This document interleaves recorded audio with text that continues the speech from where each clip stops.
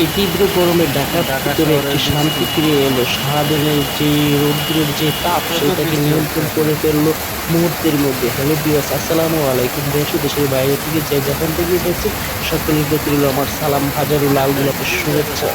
Viewers, আপনাদেরকে দেখাচ্ছি ঢাকার মিরপুর থেকে দেখছেন বাচ্চারা এবং বড়রাও রাস্তায় দৌড়াদৌড়ি শুরু করে দিয়েছে এবং বৃষ্টিতে ভিজে তাদের সারাদিনের যে ক্লান্তি এবং সেটা নিমেষেই দূর হয়ে গেছে। ঢাকার মানুষগুলো আজকে বুঝতে পারবে যে তাদের যে সারাদিনের যে গরমটা ছিল সেই গরমটা থেকে অন্তত একটু হলেও স্বস্তি মিলেছে আজকের এই বৃষ্টিতে। হঠাৎ করে এই বৃষ্টি ঢাকার মানুষদেরকে একদম ঠান্ডা করে দিয়েছে।